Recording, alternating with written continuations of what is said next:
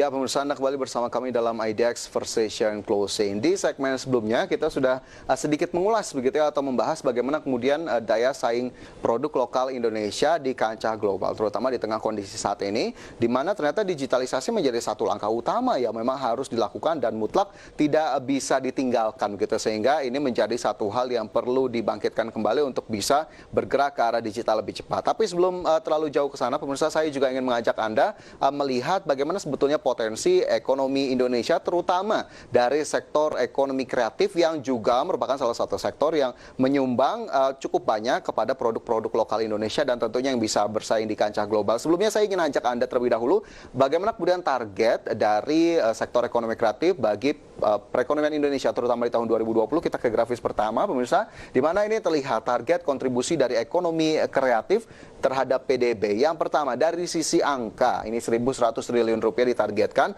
untuk menjadi kontribusi atau sumbangan dari sektor ekonomi kreatif terhadap produk domestik bruto atau PDB di tahun 2020.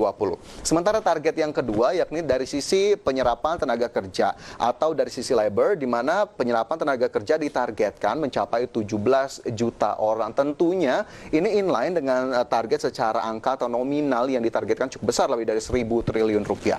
Sementara jika kita lihat yang berikutnya adalah 3 subsektor utama yang menjadi penopang sektor ekonomi kreatif, yakni fashion, kemudian kuliner dan juga kria. Jadi sebelum kita terlalu jauh ke 3 subsektor tadi, saya ingin mengajak Anda juga untuk mengetahui lebih lanjut apa saja kemudian komponen-komponen dari ekonomi kreatif begitu ya, dapat saya sampaikan kepada Anda. Ada periklanan, kemudian juga arsitektur, seni kerajinan desain, film, video, bahkan juga permainan interaktif bisa menjadi salah satu sektor dari ekonomi kreatif di Indonesia. Sementara tadi jika kita lihat salah satu target utama yakni target penyerapan tenaga kerja sebesar 17 juta orang di tahun 2020, tentunya ini juga menjadi satu hal utama yang juga harus diperhatikan, di mana memang kualitas dari sumber daya manusia atau kualitas dari tenaga kerja di sektor ekonomi kreatif sangat menjadi faktor penentu apakah kemudian produk yang dihasilkan akan sama dengan produk pabrikan atau justru akan menjadi produk yang berbeda, karena namanya saja ekonomi kreatif, bahwa sektor ini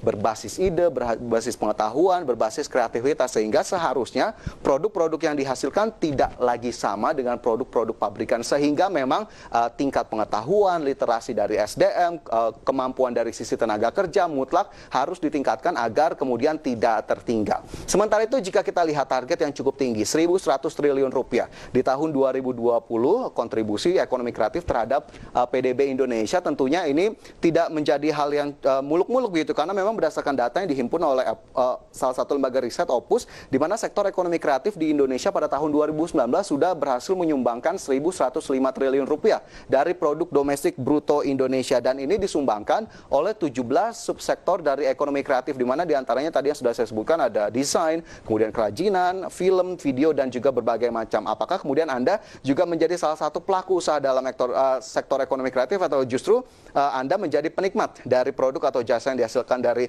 sektor ekonomi kreatif? Tentunya kita harus mendukung bersama bagaimana langkah yang dilakukan untuk kemudian semakin meningkatkan sektor ekonomi kreatif di Indonesia. Sementara kita bergeser ke informasi berikutnya, di mana ini ada 3 subsektor utama penopang ekonomi kreatif di Indonesia. Yang pertama ada sektor kuliner. Bagi Anda yang memang gemar sekali begitu ya untuk berwisata kuliner, ternyata sektor ini, subsektor ini menyumbangkan 41% sumbangan atau kontribusinya terhadap ekonomi kreatif di Indonesia, sangat besar dan bahkan menjadi cukup dominan. Sementara sektor yang kedua yakni fashion, sebesar 17% kontribusinya terhadap ekonomi kreatif di Indonesia, dan ada kria sebesar 14,9%. Sementara jika kita lihat data ini diambil dari Kementerian Pariwisata dan Ekonomi Kreatif. Dan terkait hal ini pemirsa, jika kita lihat subsektor kuliner memang memberikan kontribusi yang cukup besar, karena kita lihat industri kuliner ini menjadi industri yang dengan potensi yang cukup kuat, sehingga memang dukungannya perlu lebih banyak. Kita tahu saat ini berbagai macam jajanan, makanan, minuman cukup banyak beredar di masyarakat dengan hasil kreativitas dari masyarakat atau si pengolah produk. Tapi tentunya jika memang kurang mumpuni dalam melakukan pemasaran, jangan-jangan marketnya hanya di situ-situ saja begitu. Jangan-jangan tidak bisa berkembang lebih besar lagi dan stuck di situ saja. Makanya memang dukungan pemerintah, terutama Kementerian Pariwisata dan Ekonomi Kreatif, sepertinya memang sangat dibutuhkan. Sementara itu dari sisi pelaku industri juga melihat ada beberapa hal yang harus diperbaiki dan dikelola secara serius. Di antaranya adanya akses perizinan. Jangan-jangan mungkin selama ini produk-produk yang kita sering konsumsi, perizinannya masih belum begitu jelas dan bahkan memang pelakunya sendiri sangat kesulitan mengalami pengurusan perizinan sehingga akhirnya harus terhambat. Nah, ini juga menjadi satu hal juga yang harus diperhatikan terutama oleh regulator ataupun pemerintah sehingga akhirnya ini bisa menjadi satu dorongan baru. Sementara pendidikan, kemudian pelatihan, bagaimana kemudian cara mengembangkan market juga menjadi satu hal yang harus diberikan oleh beberapa pihak atau stakeholders, terutama pemerintah, agar kemudian pelaku industrinya sendiri semakin smart, semakin cerdas, semakin pintar, dan bisa bersaing tentunya dengan produk-produk lain yang mungkin skala kapitalnya lebih besar. Tapi tentunya kita tidak boleh patah semangat begitu ya, dan kita yakin bahwa sektor-sektor ini juga bisa menjadi satu sektor besar yang bisa meningkatkan kontribusi sektor ekonomi kreatif. Jadi itu highlight dari sektor kuliner. Sementara jika kita lihat dari sisi fashion, begitu dari sisi fashion dengan kontribusi sebesar 17%, ini jika kita mungkin mengikuti tren fashion begitu yang berubah dengan sangat cepat, baru kemarin ada produk baru yang diluncurkan, sementara dalam 1 minggu ke depan atau justru 1 bulan ke depan sudah ada produk baru lagi. Nah, ini kita lihat berarti perubahannya sangat cepat, dinamikanya begitu fleksibel begitu, sehingga akhirnya pelaku industri di subsektor fashion tentunya harus beradaptasi dengan cukup baik sehingga mutlak kreativitas tidak boleh berhenti. Dan inilah yang perlu di-highlight kembali, kualitas tenaga kerja, kualitas sumber daya manusia tidak bisa tidak diperhatikan kembali. Sementara produk fashion dengan tren yang sangat cepat bisa-bisa ketinggalan kita, terutama mungkin bagi usaha-usaha yang bergerak di bidang fashion dalam skala yang kecil, mungkin berbeda dengan skala yang besar dengan kapasitas kapital yang begitu mumpuni. Dan itu dua highlight dari subsektor di ekonomi kreatif Indonesia, sehingga kita harapkan memang dorongannya masih terus besar, tidak berhenti sampai di sini saja. Kita berlanjut ke data berikutnya, masih seputar ekonomi kreatif di Indonesia. Kita lihat ini beberapa negara dengan kontribusi ekonomi kreatif terbesar di dunia. Yang pertama pemirsa, dari data yang dirangkum oleh tim redaksi IDX Channel, yang pertama adalah Amerika Serikat dengan total kontribusi terhadap perekonomian sebesar 11,36%. Sementara Korea, mungkin bagi Anda banyak juga yang menyukai K-pop, K-drama, begitu, ternyata ekonomi kreatifnya 8,9% terhadap PDB. Sementara Indonesia sudah cukup besar, tidak terlalu jauh. Kita tidak boleh patah arang begitu ya, karena memang kontribusinya ternyata sudah cukup oke, 7,28%. Nah, yang menarik dari 3 negara ini, ternyata Indonesia sudah menyatakan di beberapa waktu lalu bahwa akan dalam tanda kutip meniru kesuksesan Korea, terutama Korea Selatan begitu ya, di sini dari sisi pengembangan sektor ekonomi kreatif. Kita tahu masifnya budaya Korea yang dikenal oleh masyarakat global. Ini menjadi salah satu acuan atau benchmark bagi Indonesia bahwa memang tidak melulu harus ke barat-baratan, tidak melulu harus mengikuti produk-produk yang memang sedang up to date begitu ya di barat, tapi memang bisa mengeluarkan produk berdasarkan kebudayaan sendiri, sehingga akhirnya pemerintah Indonesia bahkan melalui Bappenas begitu menyatakan dalam tanda kutip ingin meniru Korea Selatan, di mana ada beberapa hal yang cukup unik, di mana Duta Besar Korea Selatan bahkan pada saat itu menyatakan Korea Selatan ini fokus pada sektor ekonomi kreatif yang berdampingan dengan penggunaan teknologi. Nah, ini dua hal yang ternyata memang tidak bisa ditinggalkan satu sama lain.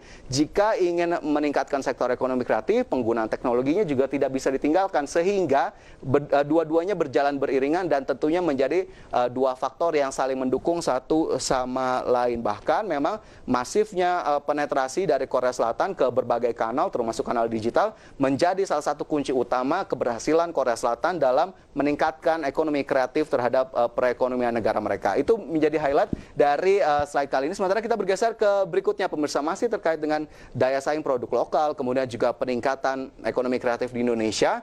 Ada di sini salah satu hal yang juga harus kita highlight, roadmap pengembangan UMKM, di mana kita tahu UMKM sebagai tulang punggung perekonomian nasional termasuk dari sektor ekonomi kreatif menjadi salah satu titik yang diperhatikan oleh pemerintah atau fokus pemerintah saat ini. Kita lihat roadmapnya seperti apa.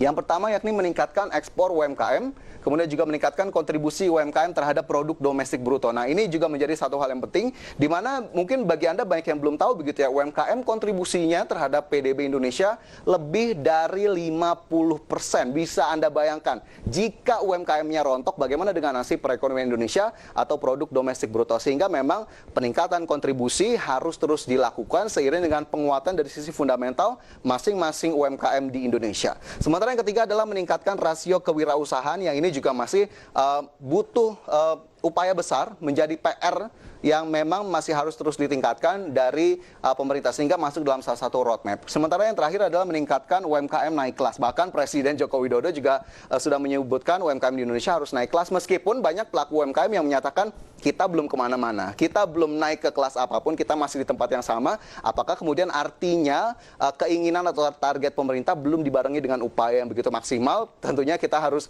sama-sama pantau dan kita sama-sama kritisisasi. Sehingga memang akhirnya pengembangan UMKM ini dengan tujuan-tujuan yang cukup besar, cukup grande begitu ya, kita harapkan bisa tercapai, dan terutama kontribusi UMKM sebagai tulang punggung perekonomian nasional. Sementara itu jika kita lihat ke grafis berikutnya pemirsa, bagaimana sebetulnya seberapa banyak jumlah UMKM di Indonesia sejauh ini berdasarkan data dari Kementerian Koperasi dan UMKM. Sampai dengan sejauh ini di Indonesia sebanyak 64,19 juta UMKM atau unit bisnis berada di Indonesia. Sementara beberapa besar jumlah UMKM yang sudah menjajaki pasar digital, ini totalnya ternyata baru 8 juta unit bisnis. Ada di grafis yang sudah kami persiapkan sebetulnya beberapa jumlah dari UMKM yang sudah masuk ke pasar digital, dan tentunya ini begitu kecil dibandingkan dengan jumlah yang ada. Dan dua hal yang perlu menjadi perhatian dari sisi UMKM dan juga digital. Yang pertama yakni literasi digital. Ternyata tidak semua UMKM sudah mampu atau mumpuni untuk bisa masuk ke pasar digital karena kurangnya literasi dan juga pengetahuan. Sehingga pelatihan untuk bisa masuk ke ekosistem digital tentunya diperlukan. Sementara yang kedua, justru ekosistem digitalnya sendiri yang dinyatakan oleh pelaku UMKM belum cukup mendukung sejauh ini. Apakah kemudian dari sisi infrastruktur, apakah dari sisi jaringan internet, atau justru dari sisi yang lain? Sementara ekosistem menjadi hal yang mutlak harus dibutuhkan untuk bisa masuk ke kanal digital. Sementara selain itu pemirsa, beberapa hal yang juga disampaikan oleh pemerintah, bahkan Menteri Koordinator Bidang Perekonomian Erlangga Hartarto menyebut migrasi dari offline ke online adalah sesuatu yang diperlukan oleh masyarakat, di mana berbagai negara pun akhirnya mendorong digitalisasi ekonomi agar tidak ketinggalan. Dan memang kita harapkan dengan adanya concern atau perhatian dari pemerintah terhadap UMKM di Indonesia bisa terus ditingkatkan dari waktu ke waktu sehingga tidak hanya menjadi wacana tetapi menjadi realita. Dan pemirsa, IDX Precision Closing akan segera kembali usai jeda berikut ini, tetaplah bersama kami.